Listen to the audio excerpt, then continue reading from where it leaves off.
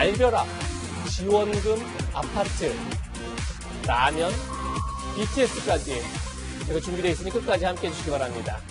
그럼 첫 번째 한 랭킹은 임용 시험 앞두고 노량진 날벼락 이렇게 제목을 달았습니다. 먼저 코로나19 신규 확진자가 어제 386명, 86명으로 나흘 연속 300명대를 유지하고 있습니다. 확산 추이가 심상치 않자 방역당국은 3차 대유행을 공식화했습니다. 그 영상부터 만나보시죠.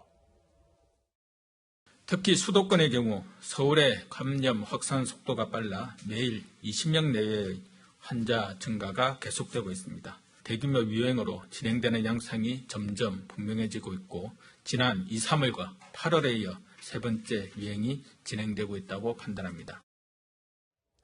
교수님, 지금 방역당국도 3차 대유행이다 이렇게 인정을 한 거죠? 네, 맞습니다. 이 점에 대해서 사실 전문가들은 또 우리나라 전문가뿐만 아니고 세계보건기구 또 국제적인 학자들도 모두 3차 대유행이 전 세계적으로 지금 시작됐고 우리 한국도 예외가 아니다라는 그런 입장을 벌써 오래전부터 얘기를 했습니다. 예. 그 점에서 너무 늦었다. 대처가 좀 늦지 않았나. 그리고 사실 우리나라 환자가 초기에 좀 늦게 증가하지 않은 걸 보고 예. 좀 쉽게 이 부분에 대해서 안이하게 좀 대응하지 않았나라는 생각이 좀 들어서 좀 아쉽습니다. 네, 그럼 본격적인 대담에 앞서 이 내용부터 좀 짚어보겠습니다. 오늘 오전부터 중등교사 임용시험이 진행되고 있습니다. 어제 노량진의 한 대형 임용시험 학원에서 무더기 확진자가 발생해 우려가 높은 상황인데요. 현장 취재기자 연결합니다. 이지훈 기자. 예, 사회부입니다. 지금 시험이 정상적으로 진행되고 있습니까? 예, 시험은 오전 9시부터 시작돼서 잠시 뒤인 오후 2시 20분까지 진행되는데요. 전국 110개 고사장에서 6만 명이 넘는 응시생이 참여하고 있습니다. 임용고시가 임박한 시점에서 응시생들이 다녔던 임용고시학원발 대규모 집단 감염이 발생하면서 시험장에는 팽팽한 긴장감이 감돌고 있습니다. 응시생들은 입장 전에 퇴원을 잰 뒤 고사장에 입장했는데요. 발열 등의 의심 증상이 있는 응시생은 시험장 내에 마련된 별도 고사장에서 격리 상태로 시험을 보고 자가 격리자들도 별도로 마련된 시험장에서 임용고시를 치릅니다. 노량진 학원 관련 코로나19 확진자는 어제 저녁 8시 기준으로 39명까지 는 것으로 집계되는데요. 확진자가 나온 임용고시 학원에 전국 각지에서 수강생들이 몰렸던 탓에 수도권 외에도 전남과 전북 등 전국에서 관련 확진자가 잇따르고 있습니다. 방역당국은 이 학원에서 열린 체육전공 실전 모의고사 강의를 들은 사람들을 중심으로 이 집단 감염이 발생한 걸로 보고 있는데요. 이 학원에서 강의를 들은 수험생만 600여 명에 이르는 걸로 파악되고 있습니다. 이 때문에 응시생 중에는 시험을 미뤄야 하는 것 아니냐 이런 목소리도 나왔는데요. 교육당국은 어제 긴급회의를 한 뒤 시험을 연기하거나 취소하지 않고 진행하기로 결정했습니다. 하지만 일부 응시생들이 증상을 숨기거나 진단검사를 미룬 채 시험을 보려 할 수도 있다는 우려도 나옵니다. 또 응시생 가운데 무증상 감염자가 섞여 있을 가능성도 남아있기 때문에 방역당국이 긴장하고 있습니다. 지금까지 사회부에서 전해드렸습니다. 네, 임용시험도 긴장 속에서 치러졌는데 무엇보다 걱정은 10일 앞으로 다가온 수능입니다. 관련해서 유은혜 교육부 장관 발언 듣고 오겠습니다. 2주 남은 기간 저희가 지금까지 준비했던 철저한 방역 점검과 또 최악의 경우까지 대비해서 별도의 시험장들을 다 준비를 하고 있습니다. 수능은 그렇게 쉽게 연기할 수 있는 그런 시험이 아니지 않습니까? 예. 49만 명의 수험생들이 또 학부모들이 다 준비하고 채비를 해왔던 것이기 때문에 12월 3일 수능이 안정적으로 운영될 수 있도록 하고 있다는 말씀을 다시 한번 드립니다. 네, 교수님. 지금 수능 2주 채 안 남았는데 어제 감염학회에서 낸 성명서를 보니까 특별한 조치가 없으면 1, 2주 후에 확진자가 하루 1000명이 될 수도 있다고 경고했단 말이에요. 네. 조금 전에 안이한 대책을 지적하셨는데 1, 2주 뒤에 치러질 수능이 문제 없겠습니까? 수능이 어떤 일정 부분 그 감염 확산에 영향을 줄 수 있다는 부분은 충분히 저희도 동감을 하고 있고요. 전문가들이 우려하는 바입니다. 그러나 아까 이제 유은혜 장관도 말씀하셨듯이 수능이라는 부분을 안 치를 수는 없는 것이 현실적인 이유가 있고요. 예. 그래서 최선의 대비를 하고 또 추가적인 아까 감염 이 학회라든지 전문가도 얘기했습니다. 특별한 조치라든지 추가적인 조치 부분이 이제는 좀 보완이 돼야 되겠다. 2단계를 격상하느냐 안 하지 않느냐 그런 걸 너무 큰 틀에서만 보지 말고 예. 필요하다면 유연하게 세부적으로 좀 핀셋처럼 방역에 좀 효과가 있을 부분은 좀 찾아서 이렇게 1.5단, 2단계에 가지 않더라도 그 전에 할 수 있는 부분들을 좀 찾아서 하는 하던가라든지 것이 이렇게 핀셋으로요. 그렇죠. 네, 지금 아마 여러 가지 논의가 되어 있는 것을 알고 있습니다만 여러 가지 그 중에 한 가지 논의되는 부분들은 학교에서 혹은 학원에서 예. 대학에서의 전파 가능성의 부분에 대해서 충분히 논의를 하고 우선 이 부분부터 사회적 거리두기를 좀 강화하는 그런 어떤 유연한 대처들이 또 필요하지 않을까라는 생각을 해봅니다. 네, 교수님 그런데 말씀 주신 것처럼 사실 과거 1, 2차 유행 때는 좀 집중돼 있었던 반면에 이번에는 좀 다양한 장소 그리고 전국 곳곳에서 퍼지고 있는 모양새라 방역 당국이 좀 더 대처가 힘들 수 있을 것 같아요. 네, 맞습니다. 그 점이 지금 현재 이 소위 얘기하는 추적과 격리 부분이 어려워진 상황입니다. 예. 말씀하셨듯이 전국적으로 산발적으로 지역사회에 잠재되는 감염이 계속 튀어나오다 보니까 이 부분은 시작하기 어렵고 그 부분이 결론적으로 쉽게 말씀드릴 수 있는 것이 감염 경로를 모르는 사람들이 초기와는 달리 지금 거의 20%가 넘지 않았습니까? 그래서 이 부분이 이제 역학 조사를 못하는 그러다 보니까 추가적인 방역이 안 되는 그 이제 원인이 되고 있고요. 이 점에서 이제 분명히 말씀드릴 거는요.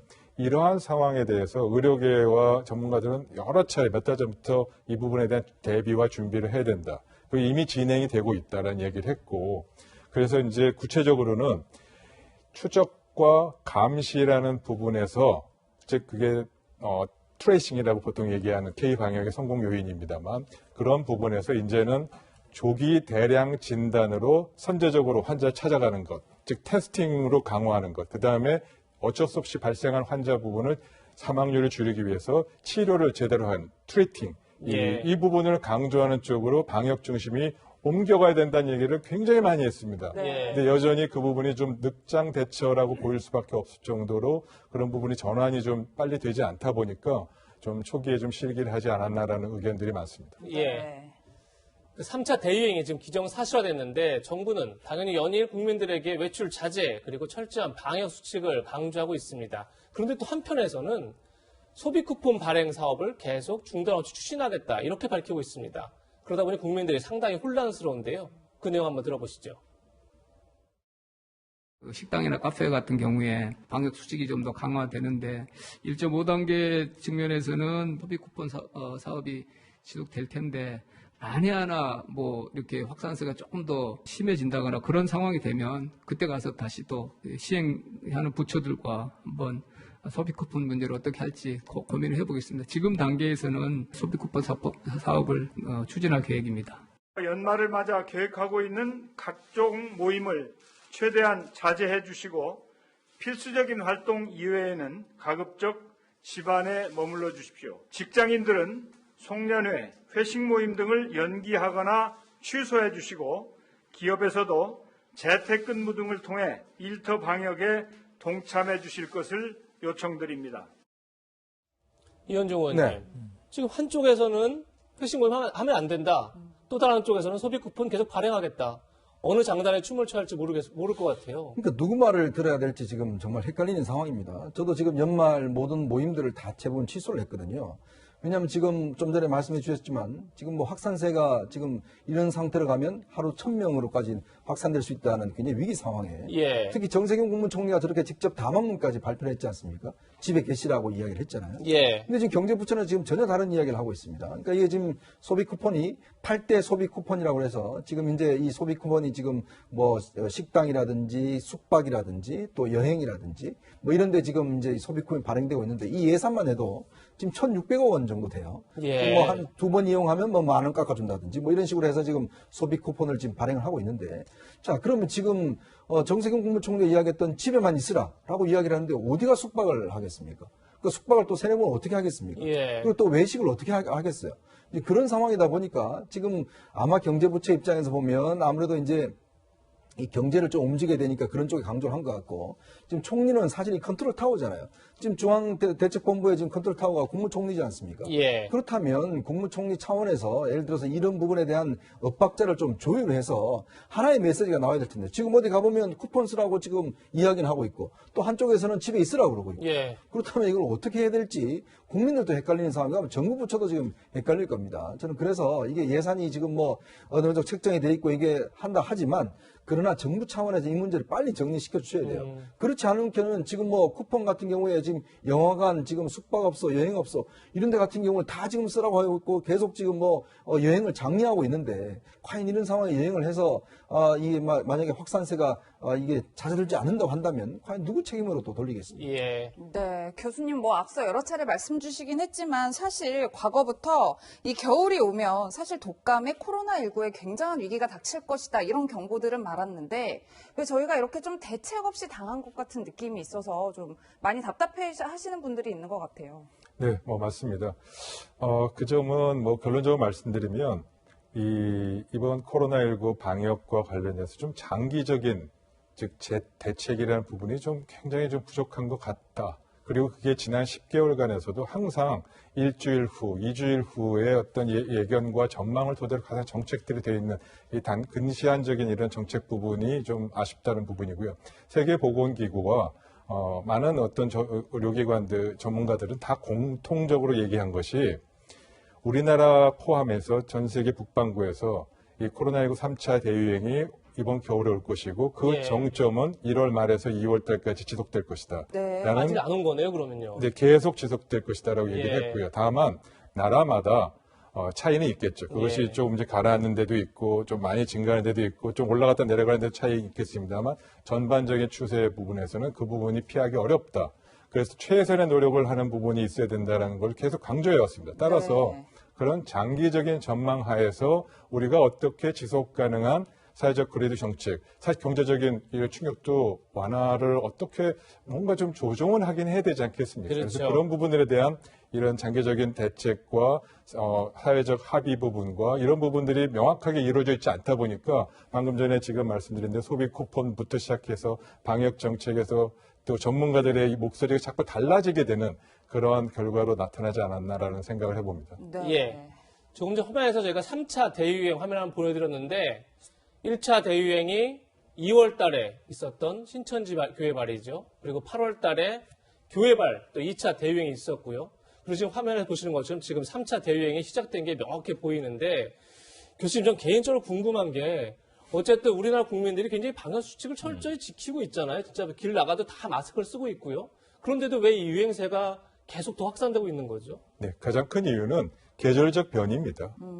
이 계절적인 겨울과 가을, 여기에 이 기간 동안에 코로나19뿐만 아니고 독감, 호흡기 감염병이 증가한다는 것은 전 세계적으로 수십 년 동안 관찰된 과학적 근거가 있는 부분이고요. 예. 그 점에 대해서 굉장히 노력하고 준비한다 하더라도 피할 수 없겠다라는 부분이 가장 큰 원인이고, 그다음에 두 번째는 당연히 사회적 거리두기라든지 이런 부분도 원인이 될 수 있고, 또 말씀드린 대로 마스크라든지 개인 위생이 또 중요한 원인이 되겠죠. 예. 그러나 이 점에서 꼭 하나 말씀드리고 싶은 것은 예. 미국 워싱턴 대학하고 WHO 그다음에 구글과 같은 그런 이 글로벌 컴퍼니들이 같이 노력해서 전 세계의 주요 국가들의 마스크 착용률과 개인 위생에 대한 이런 부분을 주기적으로 서베이를 해서 결과를 발표합니다. 예. 거기에서 우리나라가 마스크 착용률만 보더라도 92에서 93%가 착용하고 있을 정도로 전 세계 1등이라고 볼 수 있습니다. 예. 네. 제가 이 얘기를 왜 말씀드리냐면요. 국민 개개인이 마스크 착용과 개인 위생 철저해야 되는 부분은 어느 나라보다도 잘 지키고 있고, 사회적 거리두기 부분에서도 최대한 정부의 입장에 맞춰서 잘 지키고 있는 그런 면에서는 아마 더 이상 국민들이 그걸 더 따라서 강요하기 어려울 정도 잘 지키고 있다는 점 분명히 말씀드리고 싶고요. 예. 결국 사회적 거리두기도 기본적으로는 소셜 프로그램, 즉 정책입니다. 네. 정책 프로그램에서 국가가 주도하고 국가가 정확하게 어떻게 이걸 실행하는 게 좋겠냐라는 가이드라인과 세부 지침이 나오고, 여기에 국민이 따라야 할 의무가 있습니다만 국민은 아마 국가가 제대로 가이드라인만 준다면 잘 따를 것이고 그래 왔고 앞으로도 그럴 것이다라고 말씀드리고 싶습니다. 예. 네, 교수님 뭐 희소식도 있는 게 뭐 백신 관련된 얘기들이 희망적인 소식이 전해지고 있는데 현재 백신 개발 관련된 상황은 어떻게 진행이 되고 있나요? 신문지상이나 언론 통해서 다들 아시겠습니다만 전 세계적으로 백신은 화이자와 모더나가 시작이 돼서 이미 임상시험, 3상시험이 거의 완료가 됐고 특히 화이자는 바로 이제 며칠 내로 FDA에 미국 신청을 한다고 합니다. 그리고 모더나도 이 12월 내로 다 완료될 거고 그래서 희망적으로 12월 말이 되면은 화이자 같은 경우는 FDA에서 만약 승인이 잘 끝난다면 시장에 백신을 바로 공급할 수 있겠다라는 희망적인 얘기가 있습니다. 따라서 이런 부분은 굉장히 희소식이고요. 이 백신이 결국 백신 나올 때까지 모든 고통과 불편함과 방역 정책의 이런 부분을 끌고 온 거 아니겠습니까? 예. 따라서 빨리 백신이 나와서 보편적으로 접종이 가능할 수 있도록 우리나라도 백신 확보에 대한 부분을 적극적으로 시도하고 준비하는 것이 필요하다고 생각합니다. 지금 말씀하셨지만 이제 우리나라는 어떻게 확보할지가 제일 걱정인데 네. 지금 정부는 아직까지는 정확한 수치를 확보했다 얘기를 못 하고 있어요. 그런데 한 내년 초에 확보를 해서 내년 2분기나 돼야 백신 접종이 가능하다 이렇게 전망하고 있는데 이건 가능할까요?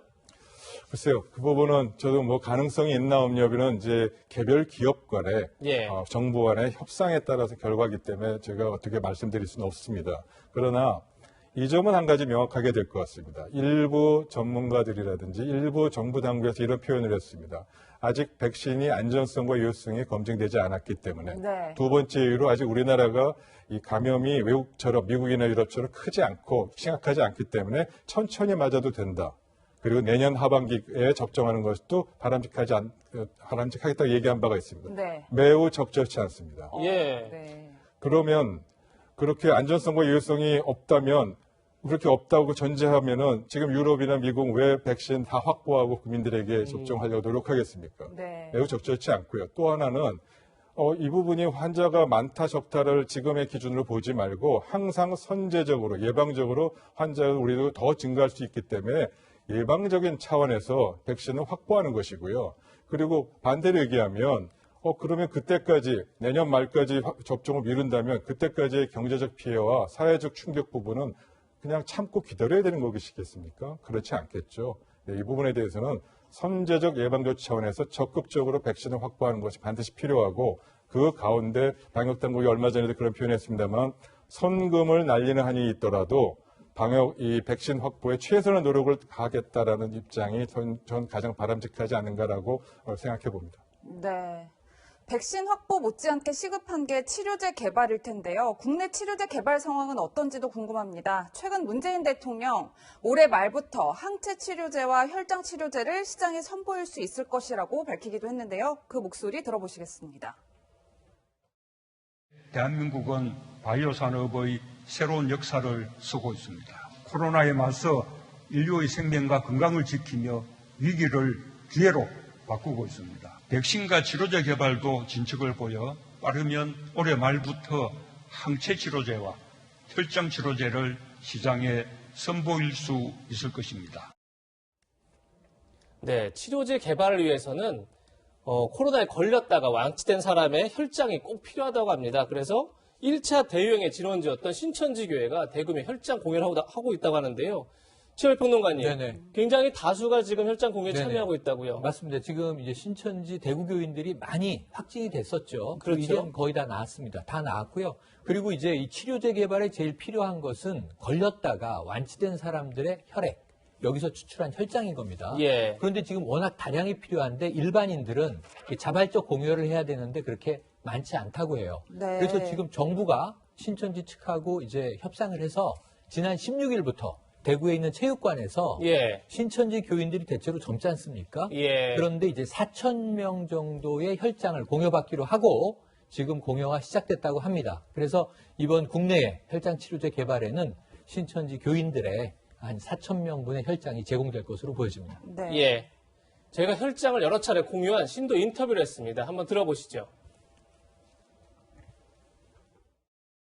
저는 3번을 걸쳐서 혈장 공유를 했습니다.